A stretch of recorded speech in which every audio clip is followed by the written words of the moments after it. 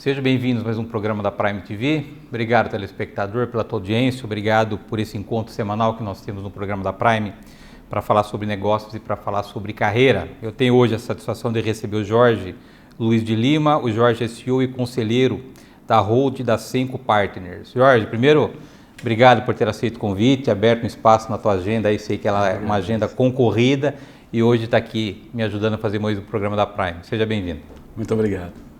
Você tem uma carreira brilhante, né? CEO de grandes empresas, com experiências internacionais. O nosso telespectador conhecer um pouquinho a tua trajetória. Compartilha, por favor, os principais desafios que você atuou até hoje, Jorge. Eu sou mineiro, né? Pelo tom de voz já dá para ver. Sou engenheiro mecânico, comecei minha carreira na Sudecap em Belo Horizonte, depois passei pela Vale, uma grande experiência que eu tive. Depois eu comecei minha carreira de CEO, que comecei muito novo, eu comecei com 34 anos como CEO de empresas. Aí eu fui CEO da Senco Johnson Controls, fui CEO da Cushman Wakefield Senco, fui CEO da SMV, depois da SSI, depois da ISS Serviço, depois fui CEO da GV Logística, depois eu fui CEO da BRF nas Américas, de Cuba até o Paraguai. Então é a carreira e voltei agora para o Grupo Senco. Eu comecei muito novo, eu dei muita sorte, comecei com 34 anos, então estou bem aí uns 25 anos nessa estrada executiva. E essa tua carreira, ela foi planejada ou as oportunidades foram aparecendo e você foi aproveitando? Eu sempre, assim, minha carreira é um pouco, quando eu falo, eu brinco muito que, assim, eu admiro os executivos que conseguiram alguma carreira em cima de plataformas de empresas calmas. A minha vida sempre foi, eu estou alavancando alguma coisa, eu estou fazendo turnaround ou as duas coisas. Então, minha carreira ela nunca foi de coisa leve. Eu sempre estava, ou crescendo um negócio ou fazendo turnaround. Às vezes, as duas coisas simultâneas. Então, eu nunca peguei o filezinho. Eu sempre tive vontade de ter um filé, pegar uma empresa que já está andando, que é só mesmo tocar. Então, ela não teve muito planejamento, mas eu sempre fui movido muito a desafio. Então, assim, aonde não tinha desafio, eu perdi um pouco à vontade. Eu achava que depois que eu realizava, eu precisava de novas coisas. Eu sempre fui assim, até hoje, continuo do mesmo jeito. Então, eu acho que planejamento teve propósito. Eu sempre fui um cara de propósito de longo prazo. Uma época não, mas depois de uma certa época, sim. Criei propósito de longo prazo. Então, eu vivo sobre isso, esse ângulo. E como é que é essa experiência de ser líder em diversos segmentos do mercado? Porque isso é um desafio também e eu vejo que isso não é muito comum no mercado hoje, né, Jorge? Não, eu digo muito que eu tive sorte na vida. Eu acho um grande diferencial é quando você pode passar por diversos mercados. Eu já passei por alimentos, já passei por logística, já passei por facilities, real estate, serviço. Isso te dá uma visão muito ampla de processo para quem quer fazer alavancagem, turnaround, que no fundo toda empresa é igual. Financeiro, pessoas e cliente. Esse triângulo não muda em qualquer negócio que você for mexer. Ele é idêntico. Você vai passar para o cliente, fornecedor, é óbvio, é o quarto que completaria o quadrado, mas os três pilares muito fortes, você tem cliente, financeiro e isso é igual para todos, independente do business. Agora, te dá uma visão muito mais ampla, né? Você tem uma capacidade de organização muito forte. E a empresa são pessoas. Eu sempre brinco e falo que o sucesso de uma organização está nas pessoas. Você pode ter a melhor tecnologia do mundo, você pode ter o maior diferencial de barreira de entrada do mundo, mas o que manda são as pessoas. 90% dos business estão galgados nelas. Mesmo os tecnológicos ainda dependem delas, da criatividade delas. Então, pessoas me ajudou muito, porque eu consegui ver vários tipos de profissionais em várias escalas de gerente, fornecedor, baixo poder aquisitivo ou baixa formação. Então, essa experiência realmente é muito rica. Agora, a gente teve lá no nosso cafezinho em São Paulo um bate-papo muito agradável e a gente até comentei com o amigo que você é acelerado, né? E você acabou de dizer que o grande segredo da tua vida foi atuar com pessoas. Como é que você consegue conduzir o teu time com essa velocidade tão grande que você empenha nos seus desafios, Jorge? Eu tive a honra de trabalhar com algumas grandes pessoas na minha vida. Grandes. Mesmo as pessoas gostando ou não, são ícones. Eliezer Batista, Ricardo Semler, Zeca Magalhães e outros aí, Abílio, Pedro Faria, ou seja, tem uma turma que eu tive a oportunidade de conviver, o Lorival hoje, que está hoje na BRF. Eu sempre tive sorte de conviver com pessoas, mas uma das frases mais interessantes que eu escutei na minha vida foi o seguinte: se você trabalhar com um cara burro, você vai trabalhar duas vezes. Então, a questão não é a velocidade, é se o cara que está embaixo de você está preparado para fazer o que ele tem que fazer e você tem que orientá-lo para isso. Então, a velocidade, a carga, não é tão importante. Apesar que eu sou um workaholic de natureza, eu sou um cara workaholic, eu sou acelerado, sou ligado a 440, sei lá se tem, mas assim, eu sou bem acelerado. Mas os times que eu trabalhei, eles sempre foram times muito bons. Eu outro dia fui dar uma palestra, coisa mais engraçada, eu levei um susto, tinha 6 pessoas que haviam trabalhado comigo que eu não via entre 6 e 10 anos. Um empresário, 2 CEOs, 2 diretores e um COO. Eu fiquei tão feliz que a pessoa que trabalhou comigo lá atrás, alguns deles eram coordenadores, outros eram supervisores, então eu tenho uma honra desse track record.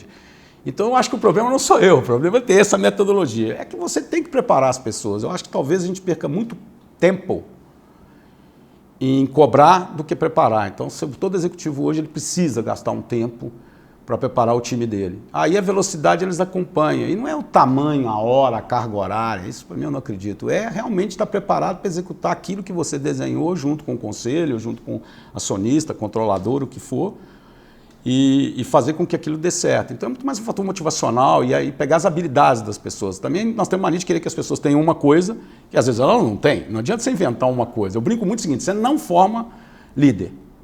Se você pegar 4 crianças brincando, é bem possível que você vai descobrir nas 4 crianças qual que é a líder da brincadeira, ou 1 ou 2. Mas liderança não é uma coisa que você treina, eu não acredito. O cara tem que ter, você desenvolve, mas ele tem que ter um pedaço disso. Senão ele não consegue fazer, entendeu? É a mesma coisa de relacionamento interpessoal. O cara tem que ter habilidade de querer fazer. Se ele não quiser fazer, você pode treinar ele 700 anos, que ele não vai. Tem gente que não gosta de gente. Então, ele não gosta de conviver. Esse cara não pode estar num comercial, nunca, entendeu? Então, assim, eu acho que é a habilidade de identificar os perfis, o que você precisa conjugado com as pessoas. E aí é desenvolvimento de pessoas. Agora, você está numa nova jornada que é atuando como conselheiro. Você está hoje transferindo todo o know-how, tua experiência construída durante esses anos como presidente de grandes empresas e hoje participando do conselho. Como é que está sendo essa experiência, Jorge? Na verdade, eu estou nas duas coisas, né? Eu nunca larguei o lado executivo, que eu amo. Eu brinco muito que o problema me atrai e a solução também, então eu amo. Então eu continuo executivo lá, eu tenho um papel executivo ainda no grupo, forte. Mas conselho eu venho há uns anos para cá, eu venho recebendo até uns certos convites, mas eu estou muito criterioso com esse negócio de conselho. Por quê? Eu tenho muito medo, e tenho dito isso em alguns lugares, que se nós não estamos criando no Brasil o conselheiro como emprego. Conselheiro hoje nós temos que tomar cuidado. Eu conheço muitas empresas de capital aberto, de controlador, de capital fechado, que monta conselho, na verdade é só para dizer que tem. Ele vai mandando do mesmo jeito, o conselheiro não vai falar nada, entendeu? Não manda nada, não dá palpite nada, não assina, só está lá sentado e ganhando dinheiro dele por mês. Então, eu tenho recusado alguns convites que não embatem. Essa área eu comecei uns 2 anos que eu comecei a fazer conselhos, mas desde que eu possa agregar. Agregar conhecimento, agregar estratégia, discutir estratégia, e não estar ali para falar o que o acionista, o controlador ou o bloco acionista majoritário queira. Então, é uma experiência que eu já venho desenvolvendo. A dificuldade está se esses enquadram o que eu quero fazer. Então, o conselheiro, para mim, que ele não vá agregar valor real, para mim não tem a menor necessidade. E esses que querem ter para dizer que tem muito dono de empresa, capital aberto, o cara escolhe os caras lá, eles ficam lá, mas ele que manda. Isso eu não acredito, entendeu? Então a experiência está sendo boa dos que eu estou participando, que estão realmente predispostos a isso. Eu tenho um conselho, né, de outras pessoas que tem um grupo muito interessante, a gente discute planejamento de estratégias, discute pessoas, formação de pessoas. Você não só transfere conhecimento, transfere um pouco da sua capacidade de organizar, de formar pessoas, de execução, não é simplesmente estar ali olhando os números e dizendo para a esquerda ou para a direita, entendeu? Eu digo que o CEO é uma carreira solitária. Se ele não tiver um conselho bom, é muito difícil tirar o máximo dele, que é a pior carreira, desde os 34 eu te falo isso, é a carreira solitária. Então você precisa ter um conselho, você precisa ter apoio com quem conversar, com quem trocar ideia da estratégia. Até porque você, como CEO, fica muito tempo, você acaba perdendo a sua linha de visibilidade aberta. Você entra muito no business, muitas vezes alguém tem que te puxar e dizer, opa, peraí, a estratégia está para o lado de cá, aqui. Então, eu estou gostando muito desses conselhos que eu participo, que são proativos. Os que estão procurando só estar sentado para falar, não é os que me interessam não, sabe? Eu não estou muito interessado desses, não. Jorge, eu vou pedir a tua licença para um rápido intervalo. Na volta nós retomamos o assunto com o Jorge Luiz de Lima. O Jorge é CEO e conselheiro da Hold da 5 Partners. Nós voltamos no instante.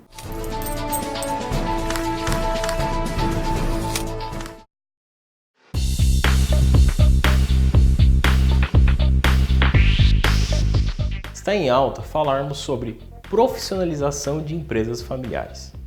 Esse termo dá a impressão de que uma empresa familiar não é profissional. Definitivamente não é o caso. Também não é o caso dizer que vão se retirar os familiares que trabalham na companhia. Afinal, foram eles os responsáveis pelo sucesso dela até aqui. Profissionalizar significa passar por uma grande mudança nos processos, sem abandonar os ideais daqueles que iniciaram o negócio. É fazer um gerenciamento com regras diferentes do que normalmente se tem. Também é desenvolver uma gestão mais voltada à criação de indicadores e medição de resultados, com novas e diferentes atribuições internas. Qual a diferença então? Qual é o ganho? A diferença está na revisão da estrutura da empresa, principalmente em questão de estratégias e processos, que vão ser fundamentais para a perpetuidade da organização. Além disso, ajuda muito na passagem de bastão, para a chegada das novas gerações que trazem novos conhecimentos e olhares para o negócio. Esse movimento natural, aliado à inclusão de novos profissionais, com certeza vai contribuir para a manutenção e o crescimento de uma empresa familiar, que já é longeva na sua trajetória de sucesso.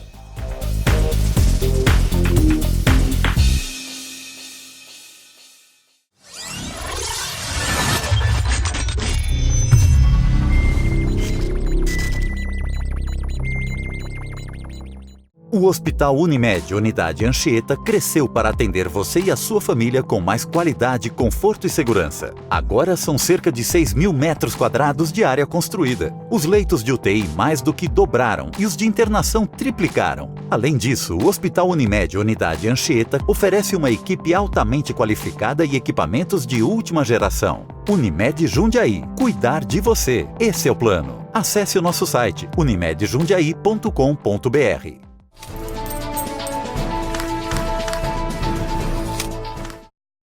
Voltamos. Nosso convidado de hoje é o Jorge Luiz de Lima. O Jorge é CEO e conselheiro da Hold da Cenco Partners. Jorge, nós encerramos o primeiro bloco, falamos desse início de jornada, 2 anos que você está nessa nova atividade de conselheiro, aliando ainda a carreira executiva. E hoje você é conselheiro da Cenco Partners. Você tem uma história já com o Ricardo, caminhando um bom tempo com ele, vocês estão montando agora uma Hold que faz parcerias com grandes empresas estrangeiras. Como é que você tem avaliado a visão internacional em relação ao Brasil, ao momento do Brasil? Você que tem muitos contatos lá fora, muitas pessoas querendo investir no Brasil, qual é o cenário que você hoje pode nos dizer em relação à visão que as empresas hoje, mundo afora, têm em relação ao nosso país? É assim, o dinheiro para o Brasil não falta. É a maior mentira dizer que não tem dinheiro para vir para o Brasil. A insegurança de colocar o dinheiro no Brasil é que é o problema. Esses momentos políticos que nós atravessamos complicado, ele tira um pouco. Mas eu diria para você que existe dinheiro disponível, falta bons projetos e falta resolver algumas coisas básicas nossas, que nós viemos discutindo há 20 anos, que é a questão do custo trabalhista nosso, a questão da competitividade, a questão do tributo.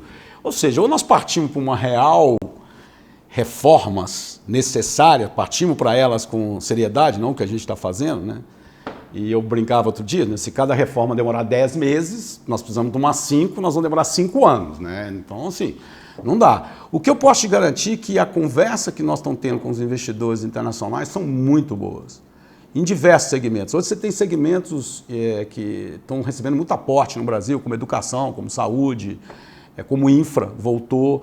Então, eu acho que esse não é o grande problema. O grande problema, sim, é você conseguir mostrar a essas pessoas que a gente vai ter uma segurança de crescimento que vale a pena. Porque se você falar que vai crescer 1% ao ano, 0,9%, 1%, não chama atenção a ninguém. Aí você vai para o mercado financeiro, que é o outro lado. Você pode pagar o que o Brasil paga hoje, eu também colocaria, né? Se eu fosse um estrangeiro, a 6,5% CDI por ano. Quer dizer, é um peso que você vira. Eu ponho dinheiro na produção ou eu ponho dinheiro no mercado financeiro? Por isso que o investimento tem que ser visto de duas formas, investimento estrangeiro. Tem muito dinheiro indo para o mercado financeiro, porque você consegue hoje fazer, nos últimos 3 meses, muita gente consegue fazer 120%, 150%, 170% do CDI. Então eu falo, para que eu vou colocar na produção? Eu vou para cá. Então nós temos que equilibrar esse momento, entendeu? Ou seja, temos que avançar urgentemente com as reformas que estão andando a nível de tartaruga, na minha opinião. Eu vejo os caras falando que estão ótimo. Eu fico assim, nossa, 10 meses para fazer uma reforma da Previdência é ótimo. Eu fico louco, né? Essa velocidade que eu tenho, eu acho que dá para fazer em 6 meses. Mas... Não, dá para fazer 6 meses se o pessoal de Brasília trabalhar 5 dias por semana, como nós trabalhamos, né? Eles trabalham terça, quarta e quinta, aí... mais a batida de cabeça que eles costumam dar lá, de fato, isso influencia no prazo de aprovação de qualquer reforma, né? Eu acho que a visão hoje nossa política ainda, ela é muito voltada ainda a partido, à esquerda, à direita. Eu acho que a gente devia superar um pouco isso. Mas tem centrão, entendeu? Né? Tem centrão, tem esquerda, tem direita, centro-esquerda, centro-direita. O fundo o Brasil não sai da onde está com no mínimo 4 reformas. Previdência, tributária, trabalhista, que nós temos que voltar a esse assunto, porque é uma bagunça, e a política. Política não vai governar esse país do jeito que nós temos que ser uma reforma política. Sem essas 4 reformas, acoplada a um processo de privatização, acoplada ao enxugamento da máquina pública para sobrar dinheiro para educação e saúde, esqueça. Sem isso, nós vamos continuar patinando aí no 0, 0,9, menos 1, mais 1, esquece. O Brasil tem total potencial para estar crescendo 5%, 6% ao ano no mínimo. Eu tenho inveja de Chile, Peru, alguns países que eu olho e falo, como? Não, respeitando eles, que eu tenho maior admiração por esses países, tive negócios lá, mas é inaceitável um país como o nosso, e você escuta isso dos investidores que eu converso, mas é inaceitável que vocês não cresçam. Só o consumo próprio nosso já é suficiente para crescer.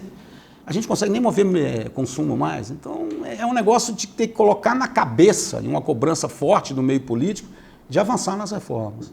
Um amigo disse já que você teve vários mentores, pessoas importantes, ícones que te apoiaram na tua trajetória profissional. E como é que é a importância que você deu e continua dando para o network dentro da tua carreira e dos seus negócios, Jorge? Olha, esse é um assunto que eu brinco muito com as pessoas. Assim, eu tive a oportunidade de ter negócios e visitar, trabalhar com negócios nossos em 100 países mais ou menos. Principalmente o BRF, a gente chegou a ser mais de 100 países.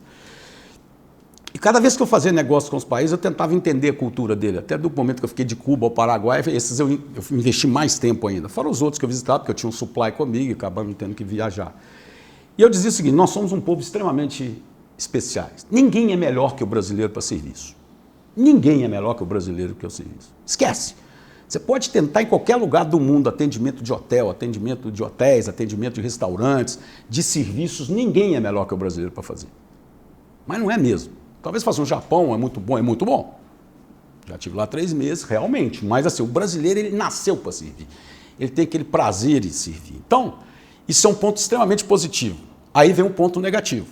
Porque o brasileiro, e aí vem a importância do network, você é capaz de ir a um restaurante, que a comida seja ruim, o garçom, se seja bom, você volta.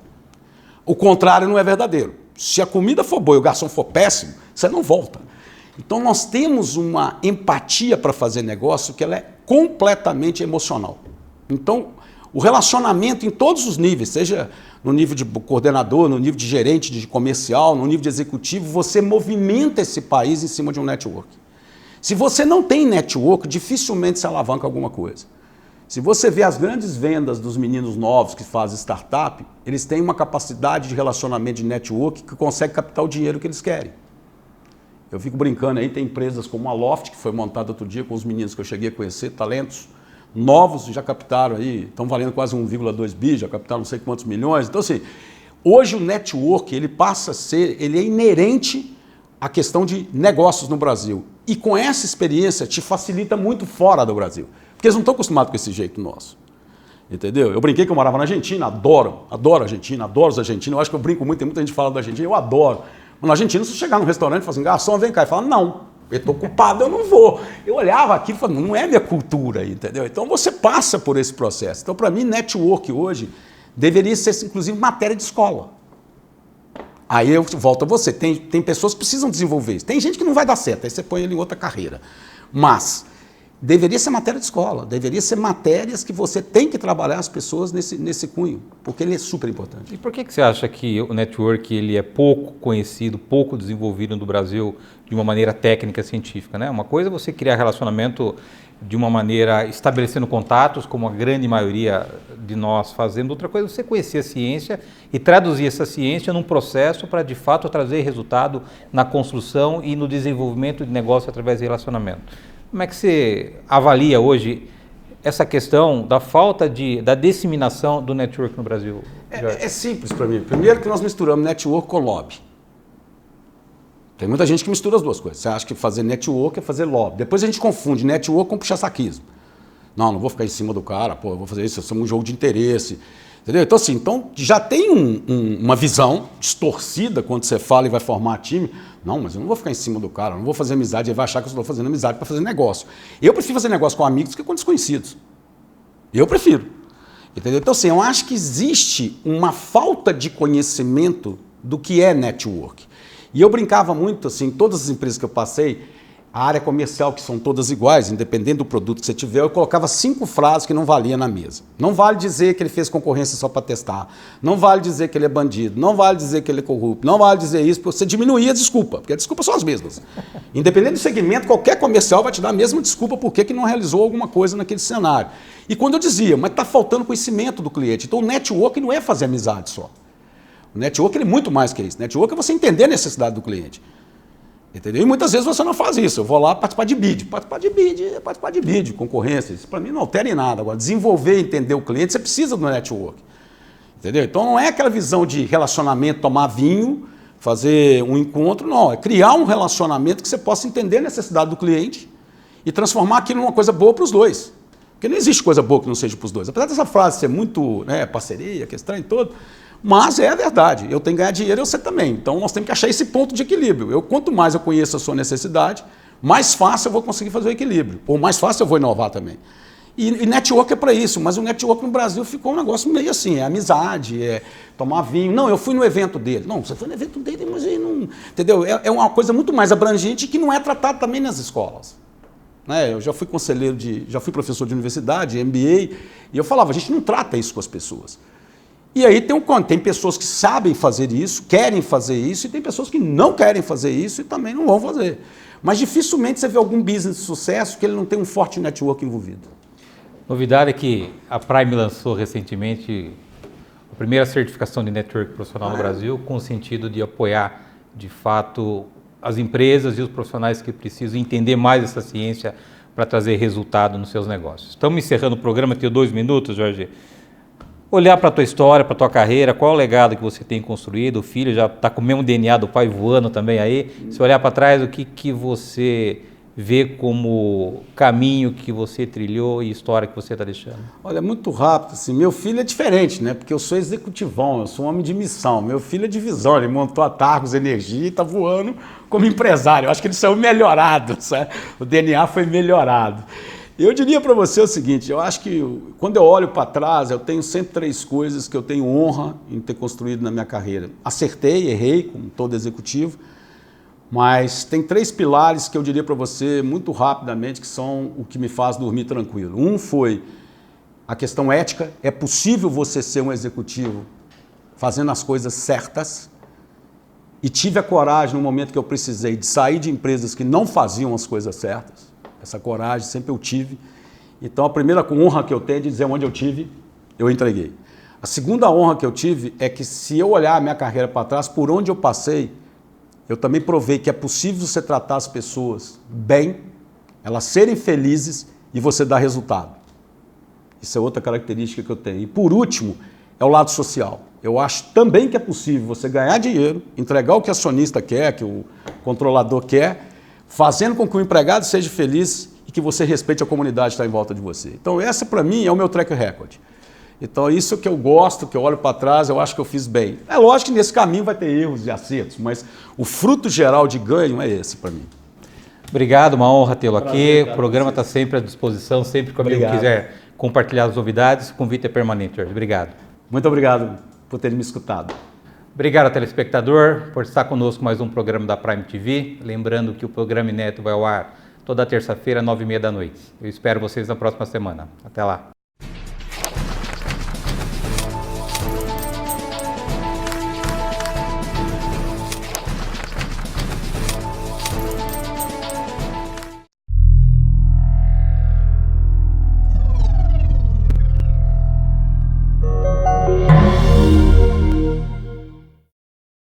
O Hospital Unimed Unidade Anchieta cresceu para atender você e a sua família com mais qualidade, conforto e segurança. Agora são cerca de 6.000 metros quadrados de área construída. Os leitos de UTI mais do que dobraram e os de internação triplicaram. Além disso, o Hospital Unimed Unidade Anchieta oferece uma equipe altamente qualificada e equipamentos de última geração. Unimed Jundiaí. Cuidar de você. Esse é o plano. Acesse o nosso site unimedjundiaí.com.br.